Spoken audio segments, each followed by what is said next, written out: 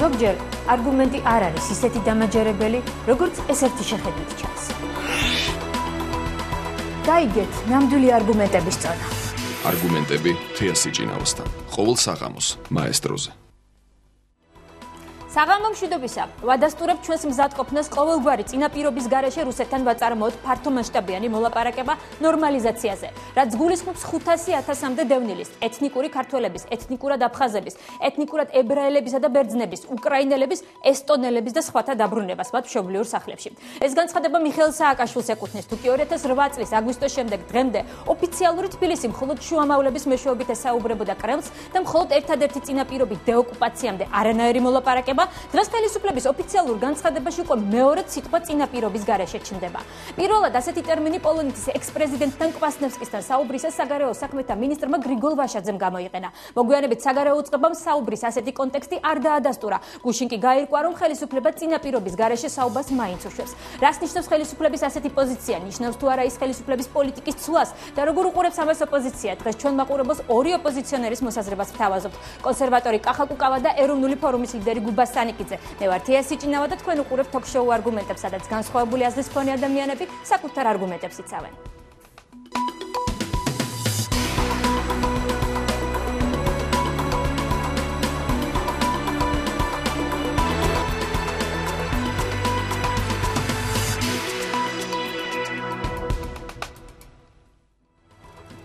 მაშასე თქვენ უყურებთ თოქ-შოუ არგუმენტებს და ჩვენი გადაცემის სტუმრები არიან სტუდიაში კონსერვატორების ერთ-ერთი ლიდერი კახა კუკავა და ეროვნული ფორუმის ასევე ლიდერი გუბა სანიკიძე. საღამოშტობისა ბატონებო, ძალიან დიდი მადლობა იმისთვის, რომ მობრძანდი და იღებ ჩვენს გადაცემაში მონაწილეობას. მაშასე დავიწყოთ საუბარი განცხადებაზე, რომელზედაც ვსაუბრობდით ჩვენ შესავალში. განცხადება გაკეთდა გუშინ ეროვნული უშიშროების საბჭოს სხდომაზე. იყო თუ არა ოპოზიციისთვის ეს განცხადება მოულოდნელი და პირველი კითხვა, თქვენთვის ნიშნავს თუ არა ეს ხელისუფლების პოზიციების ცვლას? მე როგორც აღნიშნე, აქამდე იყო ესეთ გამოკვეთილი პოზიცია, რომ მხოლოდ შუამავლების მეშვეობით უნდა ისაუბროს ოფიციალურმა თბილისმა მოსკოვთან და მხოლოდ დეოკუპაციაზე და არანაირ სხვა საკითხზე. დავიწყოთ ბატონ კახა, გისმენთ. პირველ რიგში ვიტყვი, რომ მოულოდნელი არ იყო, ეს მოსალოდნელი იყო, იმიტომ რომ როდესაც ჩვენ გამოვედით რამოდენიმე თვის წინ, უბრალოდ ეს იყო შარშან შემოდგომაზე, ღია ინიციატივით, გულისხმობა არა მხოლოდ კონსერვატიულ პარტიას, არამედ ეროვნულ საბჭოს, რომ უნდა დაიწყოს რუსეთ-საქართველოს ურთიერთობების მოწესრიგება და უნდა დაიწყოს პირდაპირი მოლაპარაკებები, იმიტომ რომ მოლაპარაკებების სხვა ალტერნატივა არ აქვს. ხელისუფლებამ ჩათვალა, რომ ეს იყო კარგი საკბილო ოპოზიციის ასე ვთქვათ, გამარგინალებისათვის და დაიწყო ამასთან დაკავშირებით, გახსოვთ ძალიან მძლავრი შავი პიარის კამპანია, ყველა ტელეარხი გადასცემდა სიუჟეტებს პირველ ბლოკში, რომ ესე იგი ეროვნული საბჭოს ლიდერები არიან მოღალატეები, რომლებიც რუსეთის დავალებებით მოქმედებენ და ასე შემდეგ და ასე შემდეგ, მაგრამ აი ამ შავმა პიარმა ერთის მხრივ ხელი შეუწყო ამ თემის აქტუალიზაციას, ამ თემაზე დისკუსიას და კვლევებმა, რომელიც ჩაატარეს არა ჩვენ, არამედ თვითონ ხელისუფლებამ, რომელიც ჩაატარა ამერიკულმა ინსტიტუტებმა, რომელიც ახლა ხელისუფლების მიმართ არაკეთილ განწყობილებაში ნამდვილად ვერ იქნებიან შემჩნეული, ყველა გამოკვლევები დადასტურდა, რომ მოსახლეობის 70-80% მხარს უჭერდა სწორედაც აი ამ ურთიერთობების მოწესრიგებას და მოლაპარაკებების აღდგენას. სადღაც თებერვალ-მარტში ეს თემა გაქრა პირველი არხის ეთერიდან, როგორც ჩანს, მათ ჩათვალეს, რომ პირველი არხი არა, ზოგადად სამთავრობო არხების ეთერებიდან, როგორც ჩანს, მათ ჩათვალეს, რომ ეს თემა უკვე ოპოზიციის, ასე ვთქვათ, გაშავებისთვის არ გამოდგებოდა და პირიქით მუშაობდა. და საზოგადოებრივი აზრის ზეწოლა, როდესაც არის, ჩვენ ვამბობდით, რომ ზუსტად ეს აზრი ქონდა ჩვენს მიერ ამ თემის აქტუალიზაციას. ხელისუფლება მოიქცა ამ პრესის ქვეშ და ეხლა ცდილობს რაღაცა სხვა პოზიციიდან მიუდგეს საკითხს. სხვა შორის ზუსტად იგივე მოხდა საჰაერო მიმოსვლის აღდგენის საკითხთან დაკავშირებით, როდესაც ჩვენ განვაცხადეთ, რომ ეს აუცილებლად გასაკეთებელია, იმიტომ რომ ეს არც ეხლა მედვედევს სჭირდება და არც სააკაშვილს სჭირდება, ისინი თავიანთი კერძო თვითმფრინავებით დაფრინავენ.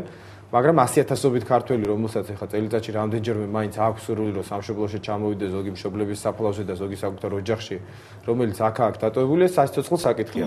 გააკეთდა თავიდან განცხადებები, რომ არა ეს არ მოხდება, მაჭავარიანმა და ხელისუფლების პირველმა პირებმა გააკეთეს, რომ ეს არადროს არ მოხდება, მაგრამ რამოდენიმე დღეში, როცა ამას მოყვა საზოგადოების უარყოფითი რეაქცია, მაშინაც გააკეთდა პრეზიდენტის ადმინისტრაციის განცხადება, რომ ამ საკითხს საქართველოს ხელისუფლება განიხილავს.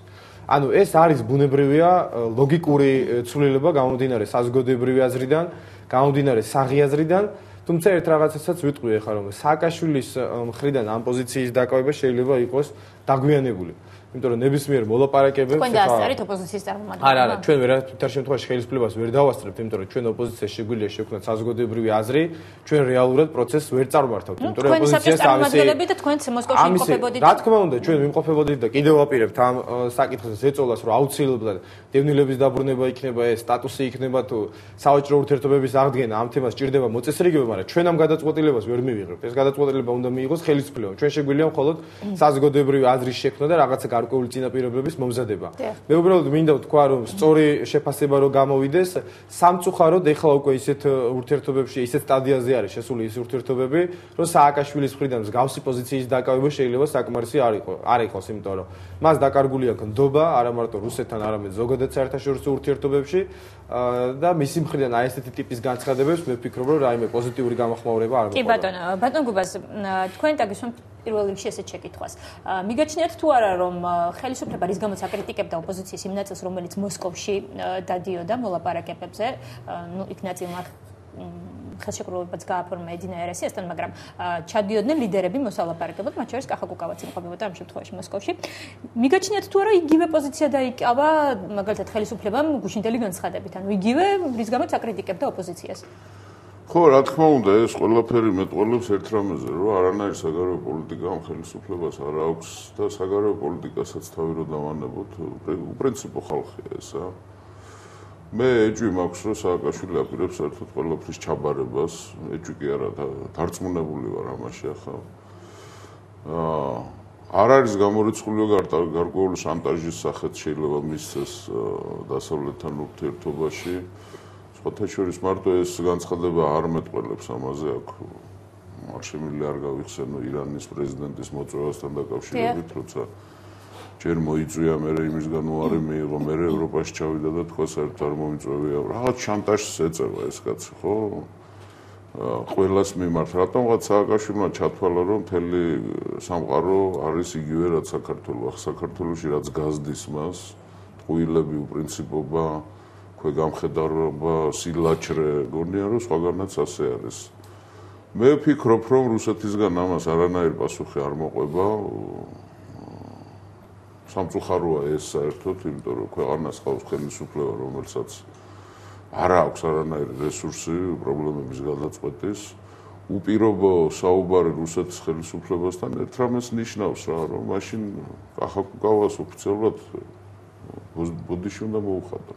რის გამო?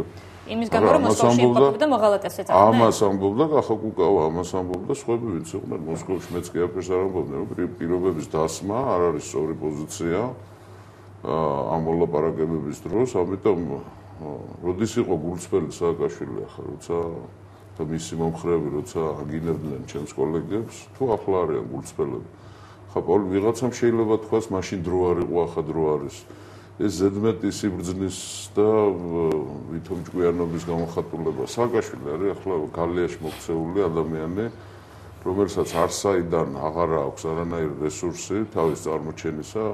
იგივე იმ სტალინის ზეგლის ჩამოგდების აქ არანაირ პრინციპებზე არ არის, არანაირ ტოტალიტარიზმზე ბრძოლა არ არის. ეს იყო უბრალოდ დასავლეთს აჩვენა, რომ აი ნახე სტალინის ზეგლი მოუგლიჯებია და იქნებ რაღაცა გული შემოიტრიალონ მისგან.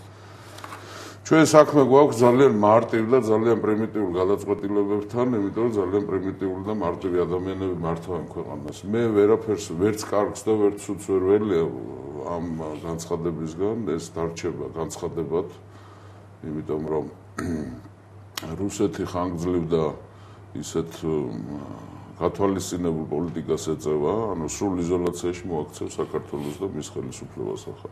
რუსები როცა ამბობენ ამას, რომ ჩვენ პრობლემები არ გვაქვს საქართველოსთან, პრობლემები გვაქვს ხელისუფლებასთან, ახლა შინაგანად რას ფიქრობენ, ეს ცალკე თემაა, მაგრამ პირდაპირ ისინი ამას აცხადებენ, რომ აი ამ კაცთან ჩვენ ურთიერთობა არ გვექნება. რუსეთი მოახერხებს იმას, რომ საქართველოს ხელისუფლება მოხვდეს იზოლაციაში ბატონ გუბას? და მოახდინა კიდევაც. და თვითონ რუსეთი ვერ მოახერხებდა ამას ვერანაირად, თვითონ საქართველოს ხელისუფლების ცდელობა არ ყოფილიყო და ახლა.